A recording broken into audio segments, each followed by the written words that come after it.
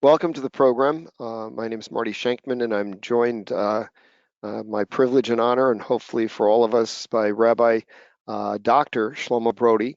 And we're going to have a very interesting discussion, mostly a lecture by Rabbi Brody, on Jewish religious or halachic, which is the word for Jewish law, considerations in end-of-life decision making. This is part of a broader, I'll call it, sporadic series on religion and estate planning. There's perhaps more than a dozen webinars on different faiths and different aspects of faith-based planning on our website. I've often tried to address the really wide spectrum of human aspects of estate planning and religion, as well as health issues, lifestyle choices. These are all part of that much broader conversation. And anyone involved in estate planning, these are questions that will come up. Anyone who is creating an estate plan for themselves, religious issues come up.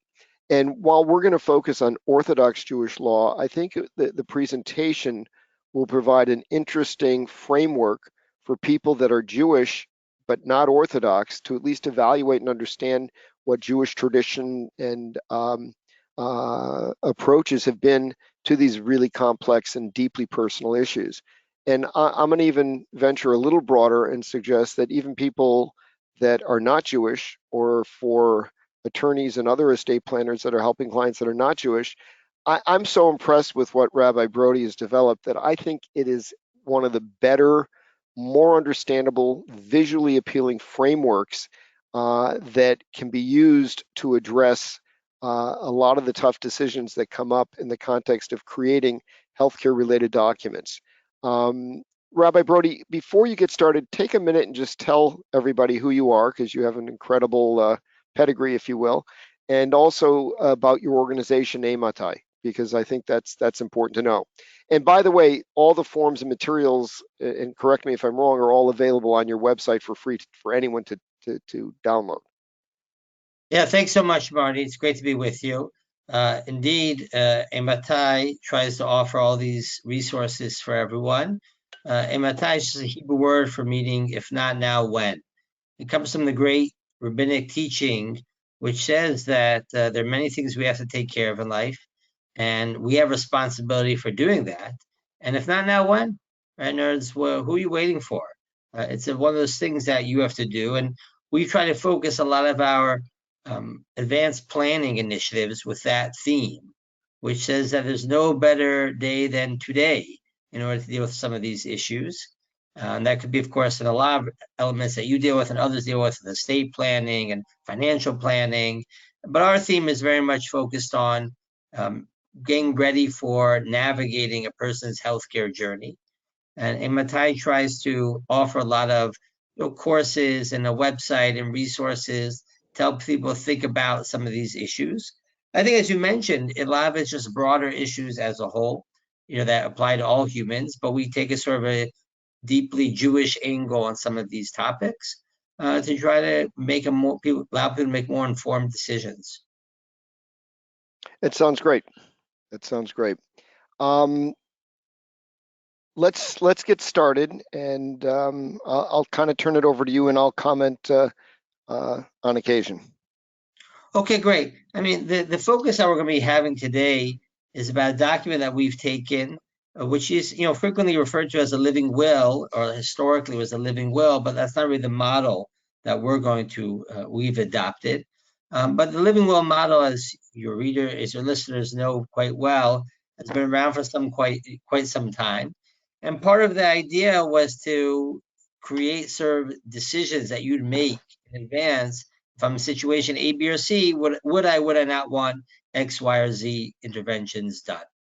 And in the Jewish faith, there was a big debate when these documents started to emerge, whether this is something that we should support. If you go to the next slide, or next couple of slides for a minute. Let me just make a comment as an attorney.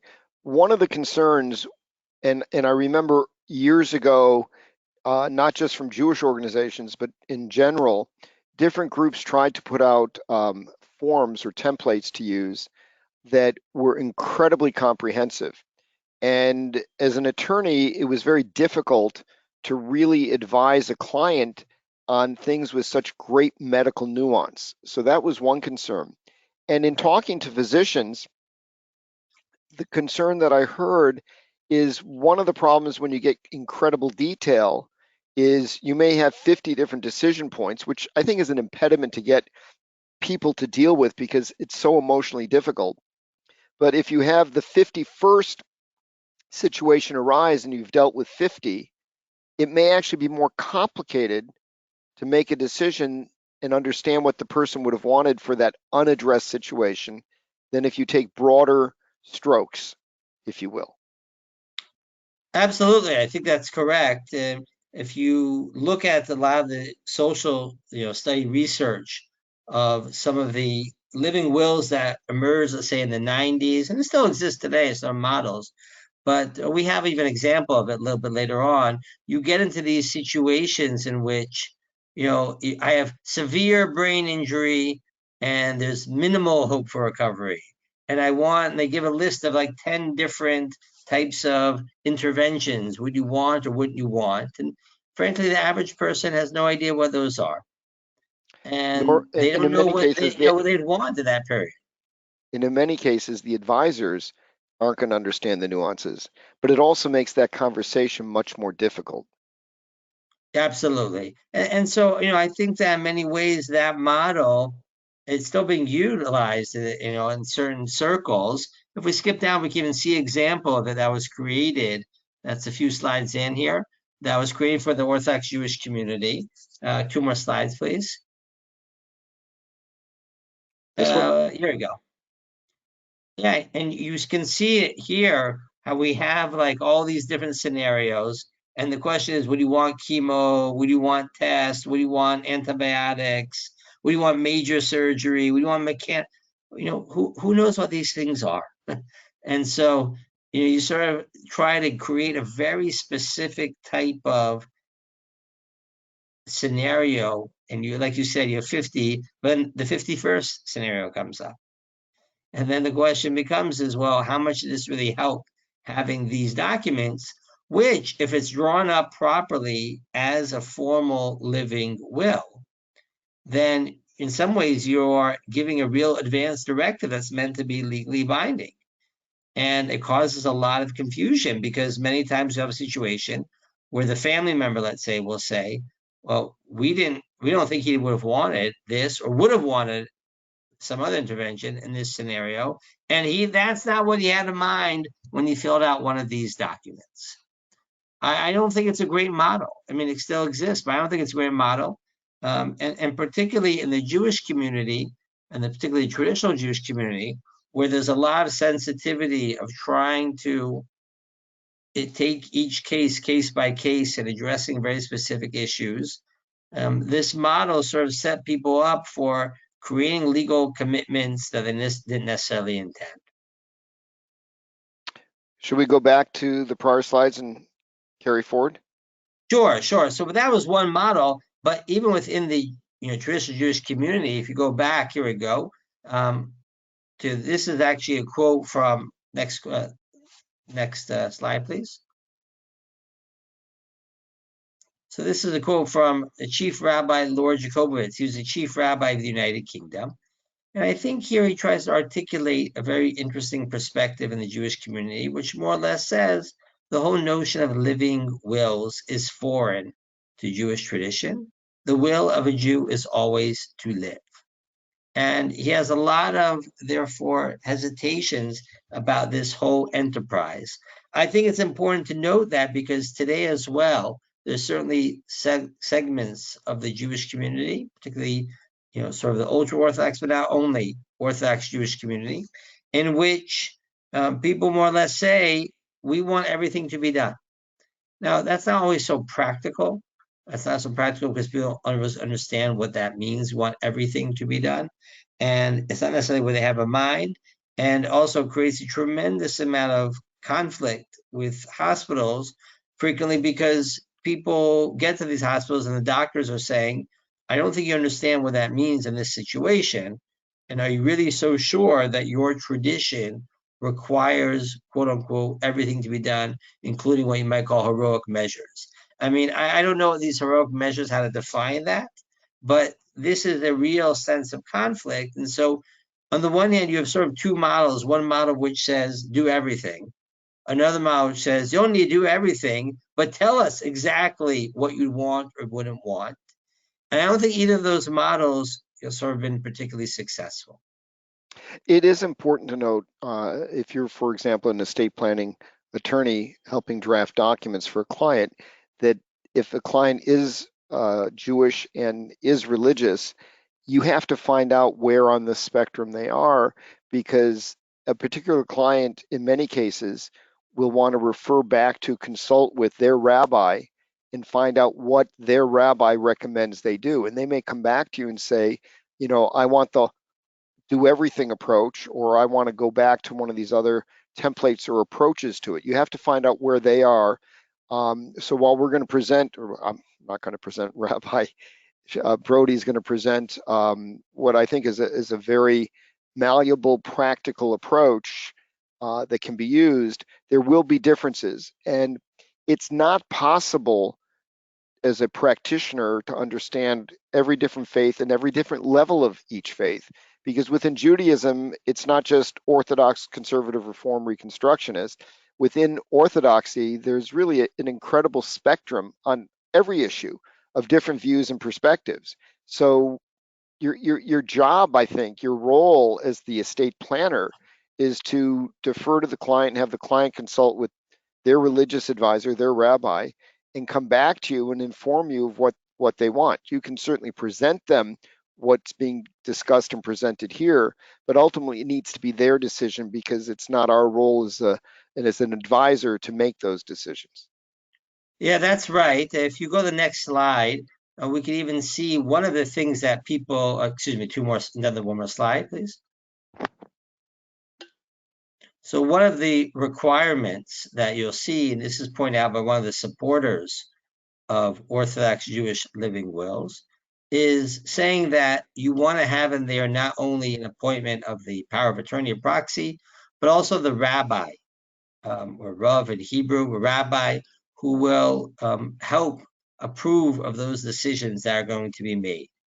That's a key part for the Orthodox Jewish client that people should keep in mind.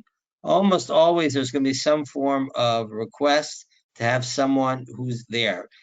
As a attorney, I think it's very important to talk to clients about this issue, because if you just leave it up to, and as you were saying, Marty, there's so many different nuances in the community. If you just state, okay, well, we'll figure this out with the power of attorney, it doesn't provide enough clarity for who or which sort of flavor of Jewish law the client would want to be utilized in these circumstances, and who, if necessary, they'd want to be consulted. Now, it is important to note, and I think this is one of the things, as we'll see in the Ematai model that we try to present, to make sure that when you draft these, models, these proxies or power of attorney documents, you don't create an ambiguity about who is actually making decisions. Because it's important, and this is important to clarify with your clients as well, to recognize that someone's got to be power of attorney and make those decisions at the moment of truth. And the rabbi is meant there to help guide, consult, provide certain halach, Jewish legal wisdom. But the document has to be drafted in a way to make sure that this is clear. Let me make a couple of comments as an attorney, not as a religious expert, which I'm not. And then I want to ask you, Rabbi Brody, a question on the slide that we're on now, because I think it's an important point. And if it's too much of a digression, you can just answer quickly and we move on. I've had in practice and it's not limited to Orthodox Jewish healthcare documents. It's been occurred in multiple different faith-based documents where people want to refer to or defer to a religious advisor. And I understand that. And by the way, I'm very much in favor of having family members consult with a religious advisor, rabbi if they're Jewish, whatever faith-based leader they would refer to if not, because these circumstances, when these decisions have to be made, are so emotionally challenging that to have somebody, a religious leader, who's been through this process, in many cases, scores and scores of times with other families, is really helpful emotionally to get the family through the decision process. It's not just about adhering to religious law, although that's the primary concern. It's about helping the family through an incredibly difficult time, and having an independent, non-emotionally involved expert who's dealt with this, like the Rav, the rabbi, or in any other faith, is really, really helpful. But I've had situations in practice where the wording in whatever document somebody signed indicated that the agent had to consult with a religious advisor, whether rabbi or in other faiths, other leaders. And the problem became the hospitals then felt, gee, you want us to take an action, and especially when the kids or other family members are in disagreement and voicing that, but it says you have to consult with this religious advisor, this rabbi. How do we know you consulted with them? We want them to sign off on the decision being made as well. And the problem is that if the rabbi named in the document can't be reached right away or is unavailable, etc., how do you get them to sign off? And now you have an issue where the hospital feels that the language is unclear. Do we need two sign-offs, not just the agent? My preference, and this is not being said at all from a religious perspective, but just from a legal perspective, from a practical perspective, is that I'd rather have the agent make the decision, period. The agent can be advised and informed to consult with a particular rabbi, and they should be, because that may influence the decisions. But I get concerned about that ambiguous nature in the document and what it may mean in practice. I think, and some people will not accept this, but I think if you're naming an agent, you really have to sit down and ask the hard question. Can the agent make the decisions that I want? Because these are very difficult emotional decisions. If I want religious law, halacha, Orthodox Jewish law observed, will the agent respect my wishes and speak to the rabbi, the Rav, that I want to designate? If you have any doubt that that person is not going to do that, they shouldn't be named agent, whatever you put in your document, because it's never going to work. And I've seen tragic situations where family members are fighting, the document's ambiguous, and it's frankly a nightmare for everybody. And that's not helpful. So I don't know if you want to comment on that, and then I have one more question before we go on. I think that's a hugely important point that we stress it to people when you pick, and this is something to advise, clients or religious, whether it's Jewish or otherwise. When you pick, if you want religion to be part of that decision making, you got to find a power of attorney who's going to respect your religious outlook and your religious wishes. And sometimes, it could be a kid who shares, or a family member or a friend who shares that religious outlook. Sometimes they don't have it themselves, that same outlook, but they're willing to consult with someone who does and who you ask to do that because of their love for you or the relationship with you. But it's super important to have that, front and center and clear in your conversation, because otherwise you run into a lot of situations where it gets really, really messy. We have cases, I'm sure people have this all the time in different faiths and our faith and whatever it might be, in which you have, let's say, 3 kids in the family. They have different religious outlooks. And the parent has to decide, let's say, who should be the power of attorney, who should fill that role. And they should think about who's going to do the best job of fulfilling their wishes, of their substitute judgment, of thinking about what they'd want. And it's one of the things I think that's important to advise your clients is, okay, let's think long and hard why you're choosing this person and not someone else. Very relevant. Too often I see clients choose, for example, children in age order, oldest child first. And that may be fine, but it also may not be fine. You have to ask the questions that Robert Brody just said, because despite people wanting to think their children's um, um, faith and observance is identical to theirs, it's often not. Whether it's more, less, or just different, it's often not identical. So those discussions are really important. And when it gets into the religious question, it's really a discussion the client has to have, because we as advisors, I don't know that that's really something we can do.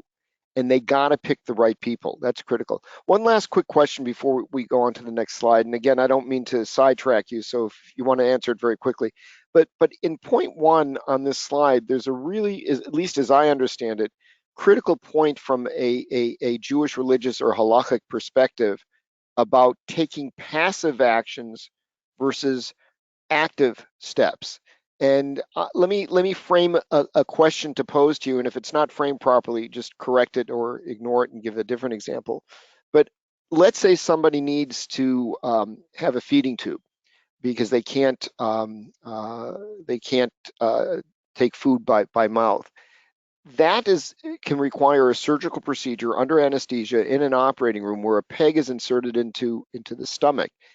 Now, my belief is that insertion procedure is an active step, and that there are medical risks associated with that, just like there's medical risks after some period of time of having somebody on a ventilator that could be evaluated before the procedure is done. So is the risk of the procedure great enough that perhaps, given all the factors, we don't take that step?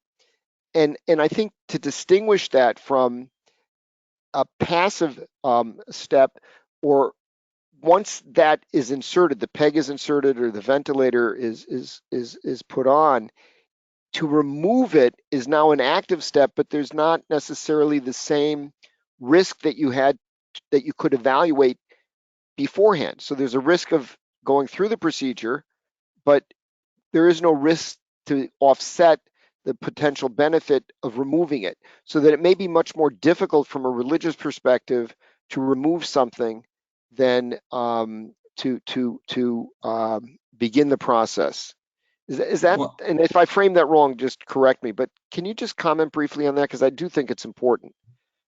sure. So, without getting into all the weeds of the different debates within, let's say, Orthodox Jewish law about what measures are required or might be optional, the general distinction of withholding as opposed to withdrawing treatments is something which is, broadly accepted to certain respects in the Orthodox Jewish community.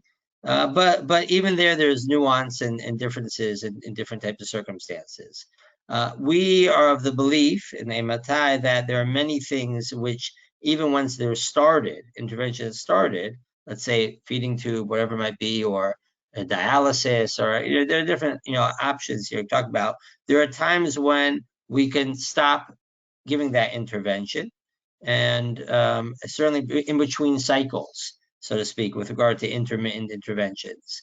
But I think, Marty, part of what you're raising here is a very important point, which is when a client decides they want to choose a rabbi and who should be their advisor, it is very important for them to tell that rabbi that they want them to have that role, make sure they're comfortable with it, and B, to make sure that they've spoken a little bit about how they each see these issues, because you can have scenarios in which you have a patient, who might have one view of these types of issues, of what types of measures should or shouldn't be taken, and you have the rabbi has very different views on these issues, and then you get into a really awkward situation where the patient thinks is walking into one view of Jewish law, and the rabbi who's getting called on to give an answer or give it some form of advice or some form of ruling in the moment of truth had a totally different conception. And so, without getting to all of the weeds of all of these decisions, which we talk a lot about on our website, we try to sort of lay out in some of these different perspectives, but it is very important for people to choose a rabbi wisely. Partly that has to do with, of course, relationships, and maybe you're a member of their synagogue, and you have some form of, there's a pastoral element, there's an emotional, connection with the person. But part of it also should be to make sure that you have compatible worldviews on these types of issues. One of the reasons I just wanted to take a second and talk about active versus passive is, and I think this is true in other faiths as well, if a decision needs to be made, it can be really critically important in many instances that you consult with the religious advisor, the Rav, the rabbi, as soon as possible, not after procedures and steps have been taken. And I think a lot of individuals that face these issues with family members, loved ones, parents, spouses, whatever, in the heat of the moment, with all the tumult and turmoil going on, and the emotional trauma of, oh my gosh, this loved one is very ill, they may defer talking to their religious advisor, their Rav, and then, and the point I was trying to make is the dynamic or the decision process could be more limited after.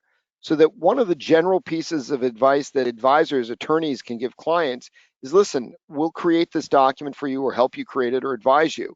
But it's important that family members know, if you have a religious question, or there could even be one, get in touch with the rabbi as soon as possible.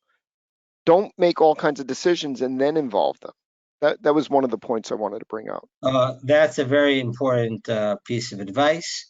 If you're going to care about Jewish law, get the person involved early on, which will avoid a lot of heartache and mistakes and sort of misconceptions in a lot of different directions.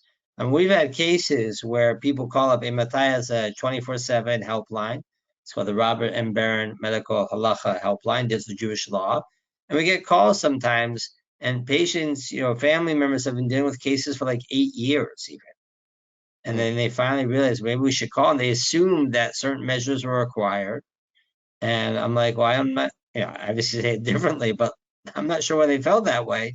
And if they had called like 8 years earlier, we could have prevented a lot of unnecessary heartache and suffering. So it's super important. Okay, thank you. So in the Orthodox Jewish community right now, we'll skip down a couple more. There are, and this is something that's important for people. We'll come back to that. Go next one for a minute here to the Gouda model. So there are sort of standard models that have emerged that are sort of boilerplate models that are meant to be available. And sometimes as an attorney, you'll be brought even this document and says, okay, this is sort of the basis of what I want to work with. Is this something that you can utilize? And one of those models was developed by one of the rabbinic groups in America called the Agudath Israel group, or the Aguda, as they say in short.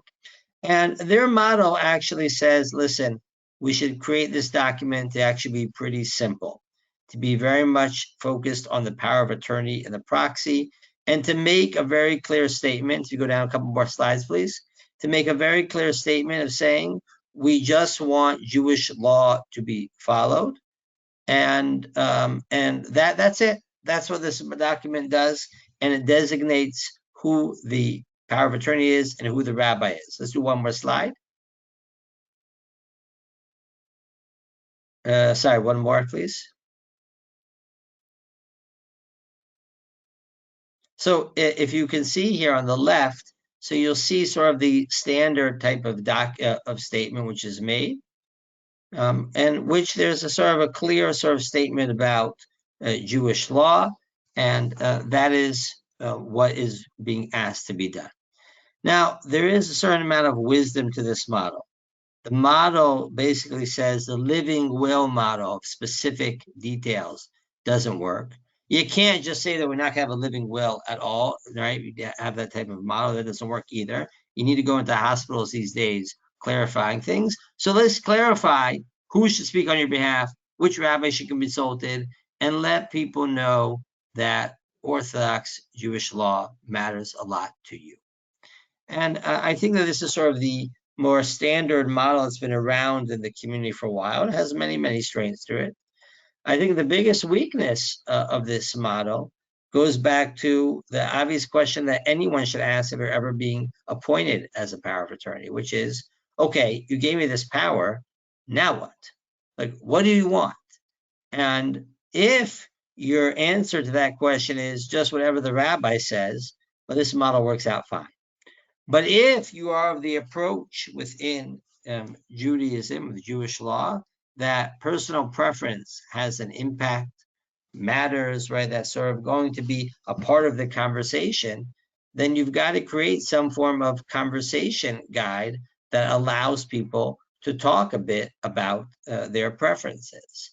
And so, I think that you'll see clients will come to you with a good model and say, can you sort of utilize this text? And that's fine. You can look this through and, make sure that this is what you want. You think this is legally good and that they want, whatever it might be. But even if that creates a legal document, it doesn't necessarily solve the real issues of what the power of attorney is supposed to do. So we go down one more slide. I just want to show one other thing here that can come up. Occasionally, you will be asked about something very specific. Okay, and these are types of documents in which you see, like, say, for example, on the right side here, there's a Florida version of this document, but there are other states as well, in which an additional clause here is said, a note to medical providers, don't try to convince me otherwise. Why was this model created? The model was created because in certain elements of the Jewish community, there's a fear that Western medical systems, American medical systems, whatever it might be, are going to try to convince people not to follow the strictures of the Jewish law. And so, as you felt you were going to come in, have everything done, and whatnot, and the doctors are going to try and convince you otherwise, whatever it might be, and they want to put this in the healthcare directive. If that's what people want, I find that to be a very counterproductive type of statement. Because putting that into this type of document, besides the question about whether or not it has much legal teeth to it, it also creates a very combative type of opening to that relationship. Meaning, if you're a healthcare provider and you read this, you're like, what's this all about? I'm just trying to give you advice based on the medicine and based on your health situation. But it's something to know that there is a certain amount of weariness in the Orthodox Jewish community about sort of trust when it comes to end of life care. And you might be asked about these types of questions and these types of formulations. And that does come up. I mean, I've seen situations where medical providers are making recommendations in good faith of what they think is in the patient's best interest, but those recommendations can be very much contrary to the patient's religious beliefs. So these issues do come up. It's a very difficult situation. And That for again, sure is true. I mean, I don't know if it's so wise to have it in this document, but there is no doubt that the possibility of conflict is certainly there. And a lot of that conflict also happens, though, not because of a cultural clash or religious clash, but simply because no one ever spoke to the person about what they may or may not like generally want. And yes. so, and Let if me you just skip let down me a just couple, let me just emphasize what you said because it's really critically important. Some, I can't say many, but I kind of think it's many, but I have no proof. But I think many of the situations where difficulties arise, it's because some of the generic information, advice that Rabbi Brody has given is not adhered to. It's difficult. People don't want to think about these decisions.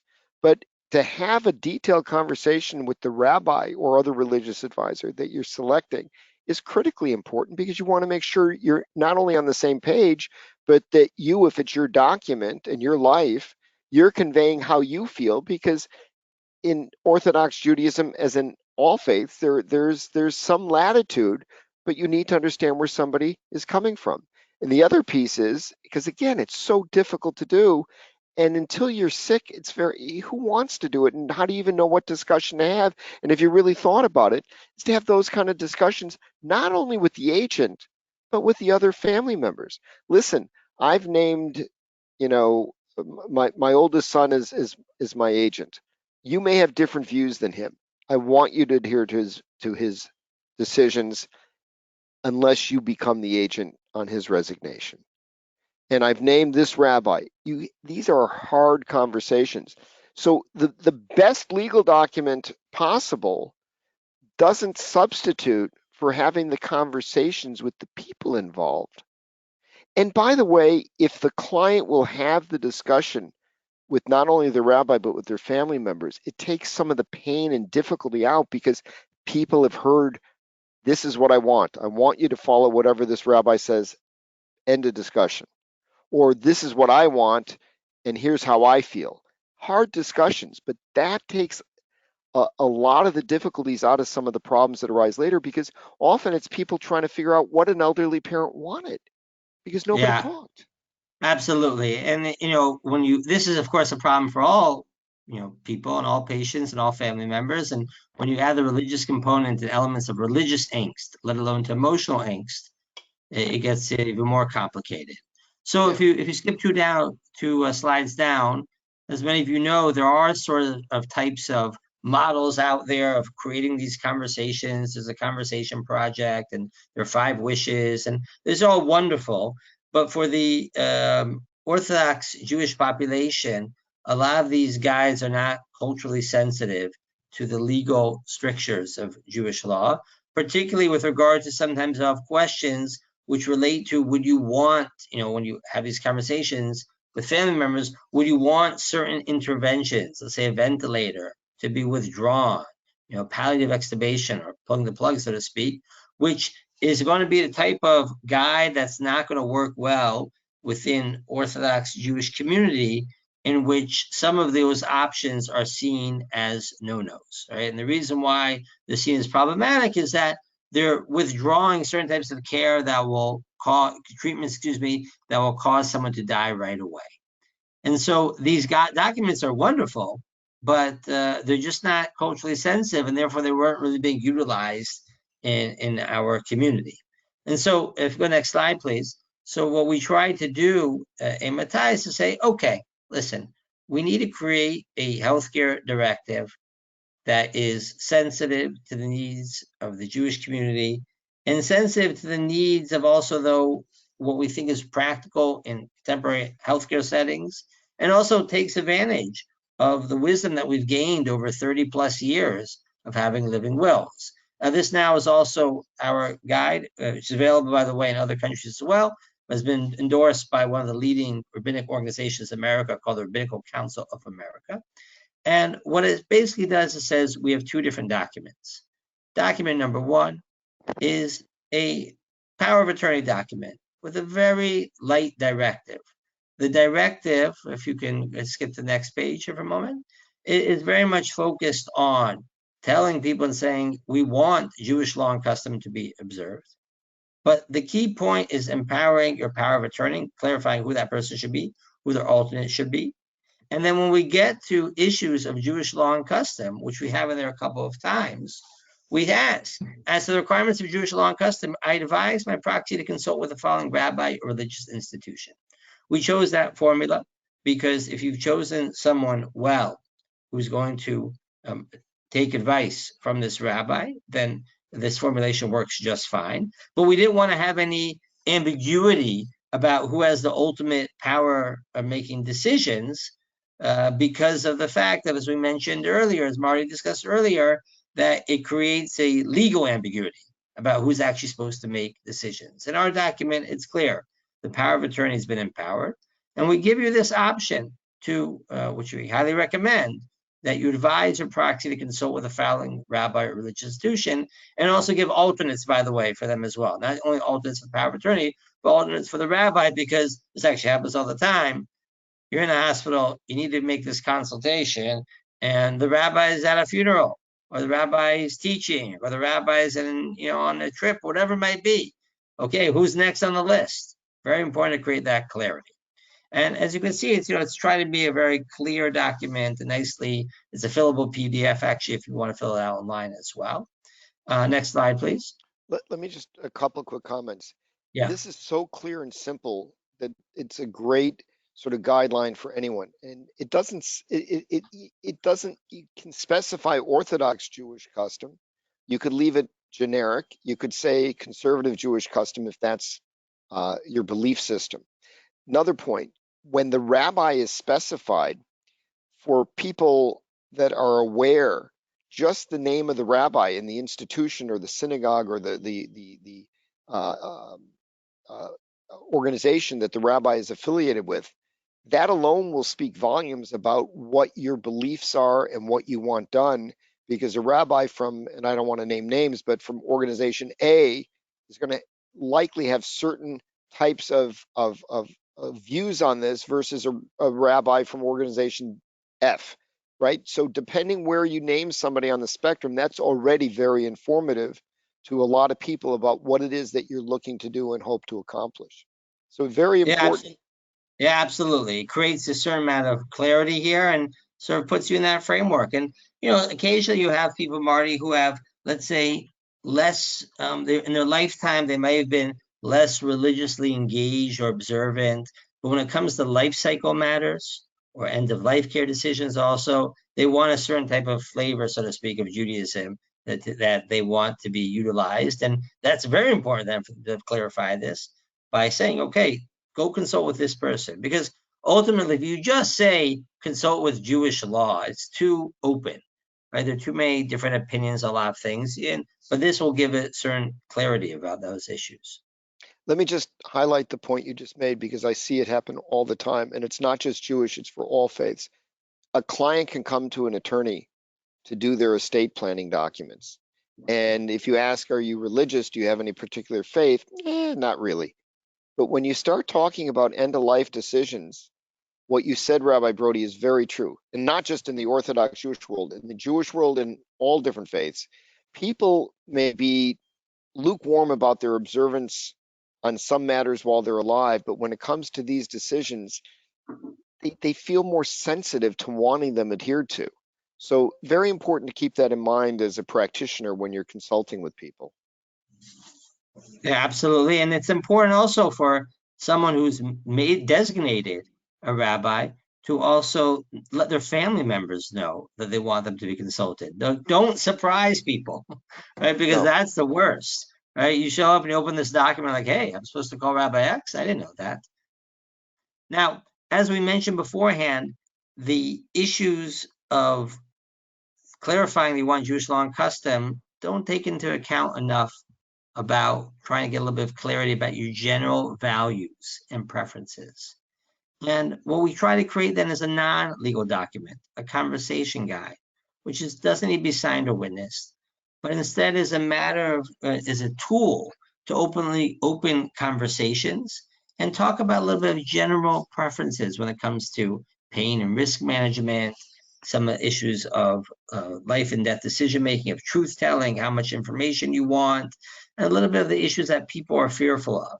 Now, in many ways, the document that we create, the conversation guide, it is culturally sensitive to the Orthodox Jewish community in that any answer that's given on the scales that we provide are within the acceptable types of sentiments within Orthodox Judaism.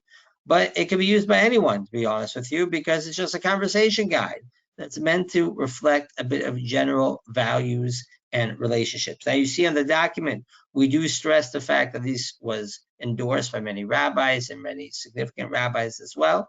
And that is very important for the Orthodox community.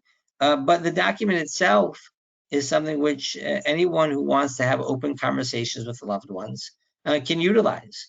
And we've had this utilized in many, many different, heard reviewed by many different social workers and doctors and lawyers and nurses, whoever it might be. And many people have told me, different faiths and religions, whatnot, they could use this document in their own community or their own hospital, wherever it might be, for a broad type of population. But we created it, for the Orthodox Jewish population. And we're actually a lot of hospitals now who have big Orthodox Jewish populations, a lot of Orthodox Jewish patients are taking this guide and offering it to their patients and saying, listen, we know that for a whole variety of reasons, you don't want to make in advance very specific, detailed decisions in many cases about what you'd want or wouldn't want, but at least give a little bit of a reflection to your family, your power of attorney, of some of your values, so that way they'll know within the framework of Jewish law and custom how they can make decisions on your behalf. I think that if you have a client of a different faith, using a faith-based conversation guide like this, even for a client of a different faith, may get you closer to the kind of conversations you want to have with that client than using the online templates that Rabbi Brody mentioned earlier. One of the problems that I've seen with a lot of the online stuff, and I don't mean to speak in a negative way because they do fill a very important purpose with the conversation guides and the information online. But one of the problems is that many of the secular documents, conversation guides, information websites, they completely ignore religious beliefs. So, whatever faith anyone has, this is a better place to start than a secular document in many cases, which will ignore many of the religious considerations for any faith. The considerations may be different, but at least it's integrated here. And for somebody that is religious, a Jewish, religiously Jewish, if that's the right way to phrase it, starting with secular templates can be very problematic because, as Rabbi Brody explained, they're not, just a very nice term, culturally sensitive, but they just don't address religious considerations. And frankly, they should, because even if they're secular, you should give people the heads up, if nothing else, that, hey, there's some religious considerations on this. You may want to check with your religious advisor. I've had people sign online documentation just because they were in a rush, they were going to the hospital, they wanted to do it, had no idea that it violated some of their fundamental religious beliefs. And many of the secular forms and documents will do that. Yeah, no, it's a problematic in two sort of major ways, and one of which is that people just won't have an open conversation with the document they don't feel is religiously sensitive to their needs. But also, if you offer to people sort of a boilerplate document, either they won't want to sign it or they will sign it, but it doesn't actually fulfill the needs that they wanted. And we had a high-profile case in which someone signed a boilerplate document, their state attorney, and it sort of mandated based on that to remove certain interventions, which the family understood probably correctly violated Jewish law, and it led to a huge conflict with the hospital. We're sort of stuck between a rock and a hard place, between what the family saying what the patient would have wanted and the document that the patient actually signed. So here's a couple of examples of these types of the questions that we ask. And one of, like, for example, one of the things we talk about here is about potentially painful treatments to try prolonging my life. For some people, that's a very, not just emotional, personal, but also religious type of question that they want to think about. But we also add an option with your answer to that change, in the second one here, toward the goal of participating in a specific occasion, like a family wedding or a bar bat mitzvah or a birth, right? Even if they will not cure my underlying illness, it may lead to significant discomfort. Now, in the Jewish community, there's a lot of people blessed with children and grandchildren. And this is a very, very, very important type of question because I can't tell you how many people say to me, listen, I would not want to go through painful treatments. I just prolonging my life. But if, my daughter Rachel's oldest was getting married in 3 months, do everything you can to get me to that wedding. That's all I care about. Right? And many people have that type of sentiment. So we want to be able to sort of create that type of document on a scale system, right? Not making very specifics, but to try to give people a little bit of indication of your preferences. And ultimately, the goal of this document, because it's not a legal document, you don't have to fill everything out, is just to create a general picture of what it is that you would want or wouldn't want, the general about your values and preferences. And if you walk away from that experience, you've completed this guide in a conversation, you're going to give people a good feel for how you think about these issues at this moment. And of course, in your healthcare journey, if you change, right, how you think about these issues, so you can open the document back up from our website and go through the experience again and clarify to people, right, exactly how things have changed or not changed. But it's so important to be able to talk about these things a little bit openly. I think that what we've tried to do is create a document that's user-friendly, easy to complete, and can open up really important conversations. Can I ask you a personal question? The middle Sure. line about trying to have procedures done even if painful because of a family event coming up, has this been in the conversation guide since inception? Yeah. I reviewed, as you know, all these documents with you. I don't remember that question. I don't remember ever thinking about it, but I can tell you that if I had a family event coming up, like a bar mitzvah for a grandson, I'd want almost anything done to be able to experience it. And I never really communicated that to anybody. I mean, these are really important questions. And I'm just sitting here a little like dumbfounded that I never registered, even though I read it, the importance of this to me. I guess I was reading it So as a lawyer and not as a person. my father, of blessed memory, was a leading bioethicist in Houston, Texas. And the first wedding that I went to when I was 8 or 9 years old, unfortunately, the mother of the groom, who had terminal cancer at the time, collapsed the day of the wedding. And my father, as a bioethicist, went to the hospital with the family, and they wanted to keep her in the hospital for observation. And my father said, it is unethical to keep her in this hospital right now and make her miss her son's wedding.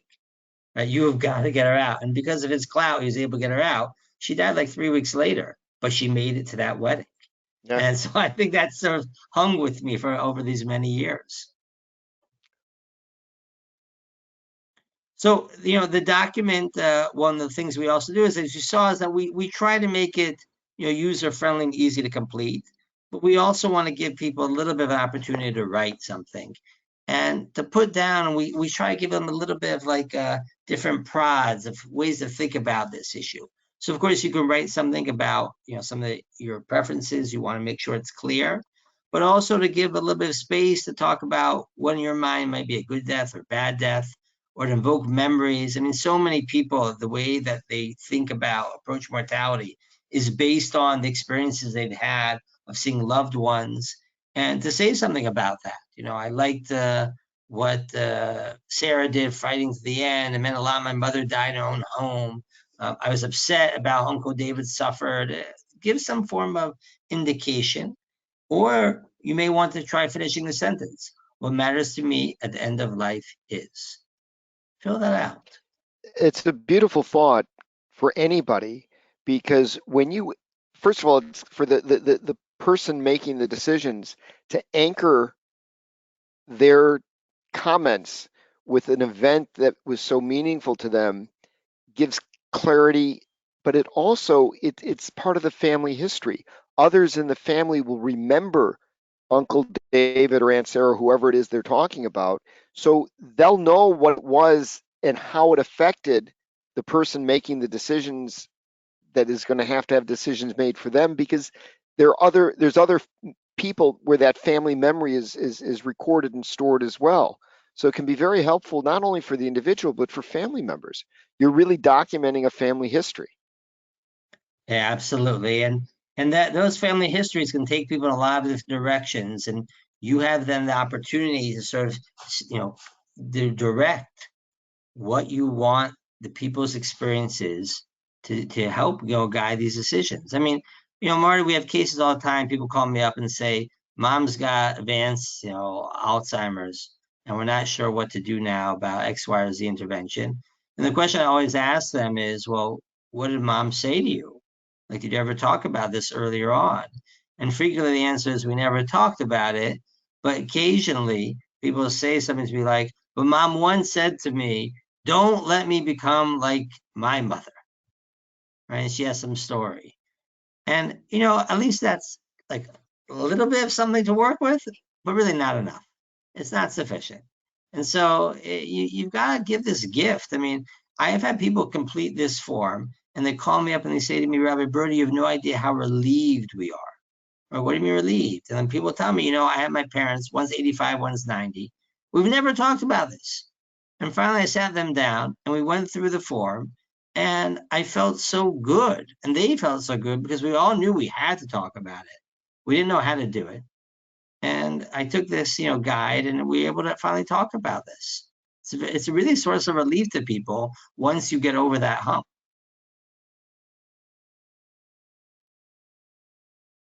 Ooh, I think we're done. Yeah. So that's sort of the document as a whole. It's available online. It's something that Tell, people tell can. everyone tell everyone the website just so they clearly hear it. Ematai.org, EMATAI.org. And of course, we welcome feedback. It's always a work in process. But we've had really great experiences so far and people utilizing this document. And as lawyers, you're welcome to utilize this document straight up or to take some of the language and, of course, utilize that in your own documents and help provide some form of guidance, particularly when if you have sensitive cases where living these types of documents need to really be not a boilerplate document, but something very clear. But please utilize this to make sure that you can provide your Jewish clients with something which is a culturally sensitive document.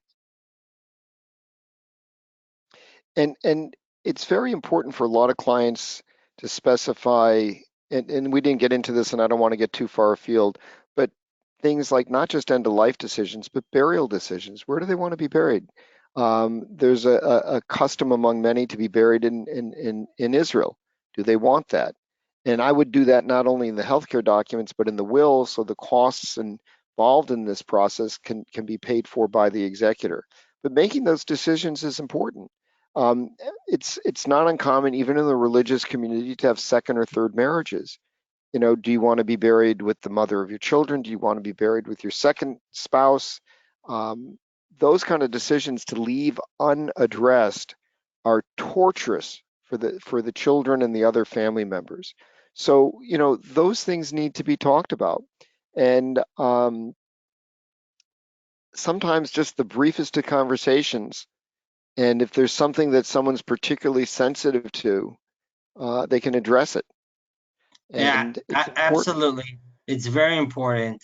Where people get buried for everyone is very sensitive, but in the religious Jewish community, particularly sensitive, people really should be purchasing burial plots in their lifetime.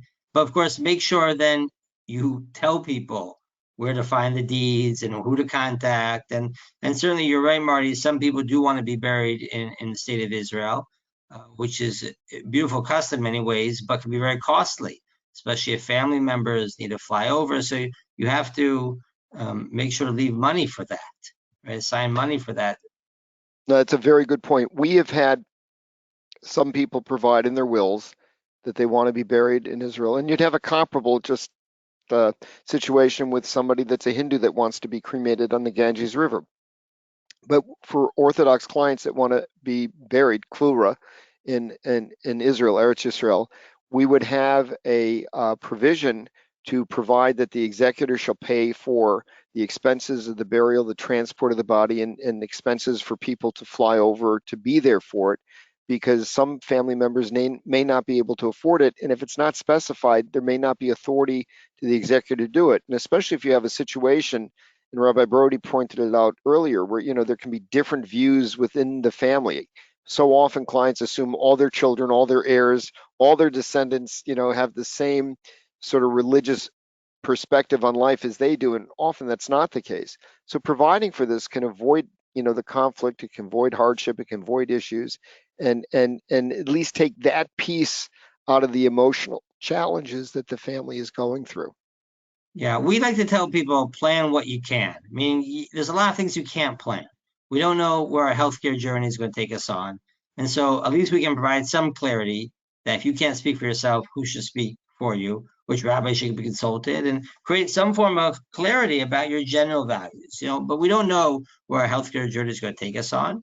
But we do know whenever that comes to an end, right, we're going to need to be buried somewhere. That should be clarified and taken care of because that's something you can plan. And just buying the plots ahead of time just takes that whole issue out of the stress and trauma that the family has to go through to make those decisions. Usually also cheaper. So that's another way I try to convince people to take care of these things. But all of this is a part of a general type of mission and program. If not now, when? Right? Well, what are you waiting for? And I think when a lot of times we'll do workshops and we'll present this document to people. And I always, we have to do follow-ups to people. Have you completed the document? Have you signed it properly? Have you stored it properly? Right? Whatever it might be. Now, when you go to an attorney, part of the, of course, wisdom of working with an attorney is to make sure that, they make sure these things get done. Right? That's part of their job. And there's a real advantage to that.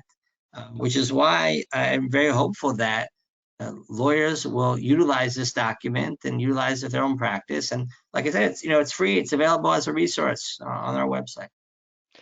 It's unfortunate, but if you look at the statistics of the number of adults in America, for example, that have completed any estate planning documents, I think it's well under half.